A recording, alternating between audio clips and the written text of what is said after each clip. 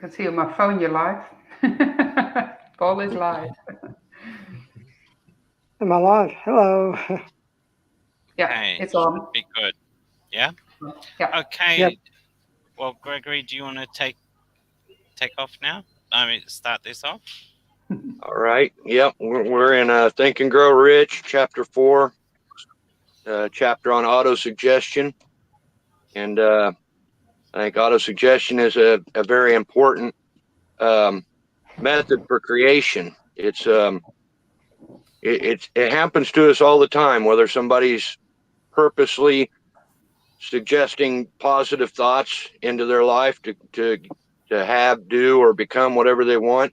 If they don't know about that, or they're not trying to do that, it's still happening to them through television, music, billboards, advertisements, everything that you see and hear. It's those repeated messages are forming beliefs and creating circumstances in your life based on those beliefs. So it's very important that people understand autosuggestion and hopefully want to do that for themselves. It happens with or without your consent. It's just one of those things that you don't really you can't not want to do it. It's still going to happen. So it's best that people understand and put into give themselves the input that they want. So with that, I guess we'll start. It's basically taking control, because it's if you give yourself the auto suggestion, if you give yourself repetitive thoughts to yourself, you're creating life on your own terms instead of letting everything around you in your environment control and dictate how your life is. And that, I believe, the lack of knowledge on this, or the lack of effort put into it, if somebody does know about it, is the reason why I've heard various numbers, 95, 97% of the population. I believe that's why they're living lives that they're not really happy with or fulfilled with. And they're getting all of this repetitive beliefs put into them that they don't really want, instead of putting in what they actually would want. Would anybody like to add to that? There's not too many people today. I could go around, make sure each person talks. I know sometimes somebody doesn't want to talk on a particular topic, so I kind of not want to do that, but at the same time, opening it up, I think it's a bit two-way as well, what you were saying, Gregory, to be really honest. Saying like it is auto suggestion, but as being auto suggestion, it's also, you can change that.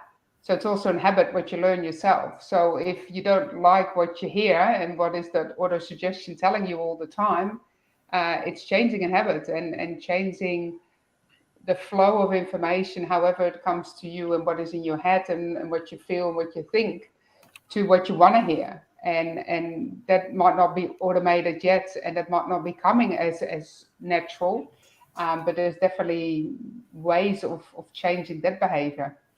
And I think, yes, then another, when you break the habits and you break those limited beliefs, whatever you think, you will create new habits. And I think that's what people quite often are afraid of, because they don't know how. So they're in that auto, suggestion, and they hear that all the time, but they just don't know how to break it if it is a negative way. And that comes because it's just been put on by others. And also they don't trust themselves to trust what they hear and see and feel is right, because they've been just influenced by others so in such a strong way that what others say and what they hear on television and everything else, as well as what they believe. But my question is always, according to who?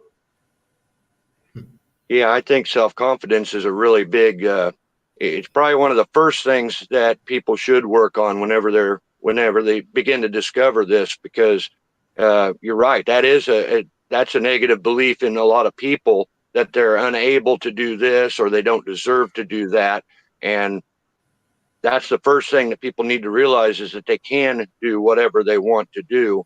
And I I believe, well, what I used to do is have to put use your imagination, put a vision into your head of how you want to be, and you can't just, well, really, when you're putting in a new belief, you're replacing an old belief. It's difficult to just eliminate an old belief without putting in a new one. So you put in new beliefs the way that you want to see yourself or accomplish what you want to accomplish, and that will replace in time the old one if they continue.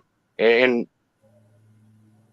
even if it's like the book says, even if you tell yourself a lie over and over and over again, you'll begin to believe it. And once you begin to believe it, that belief in the subconscious is going to control all your behavior in ways that you might not even realize. And that will start to change the circumstances in your life. Absolutely. But I don't think also it doesn't need to take long. Like you say, over time it changes. Some things will take time to change because it's been so engraved in a certain person's mind and belief and in the body and in their soul. But it can be very quick as well. You can change very quickly as much as you believe very quickly. You can also change it very quickly if that's what you want to do. And a lot of people don't want to because they're scared and they don't trust the process. They don't trust themselves. They don't trust other people to make it happen. And what you said completely right. So I'm not good enough. I can't do this. And it's straight away back into those negative thinking, what we think about us. And is it not always the saying, others believe more in me than I believe in myself? How true is that? At least for me, quite often the case.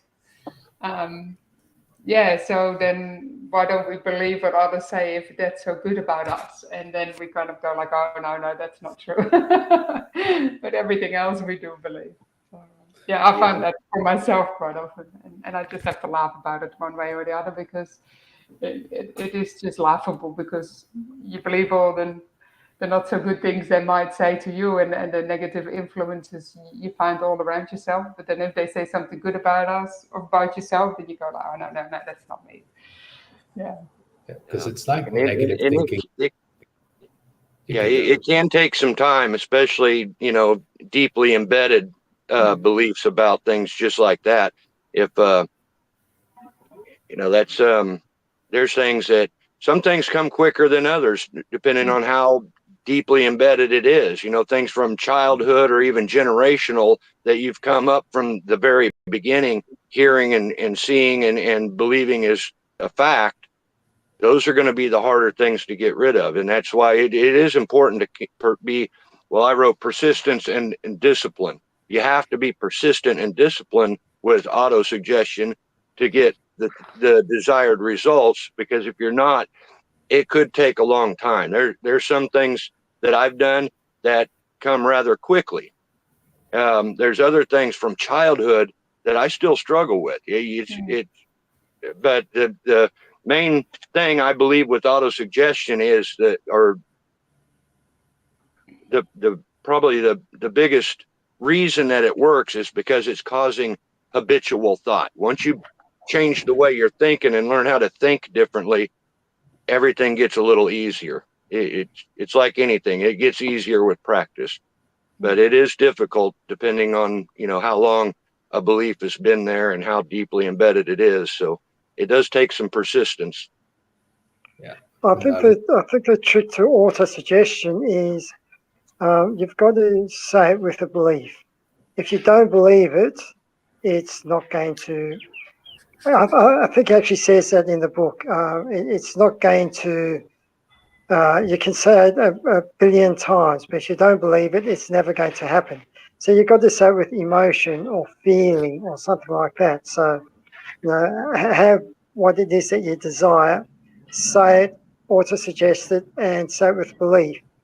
And I think, as Nicolette was saying, it doesn't have to take long. If we just have a look at how Phil has changed his life, I hope we haven't lost the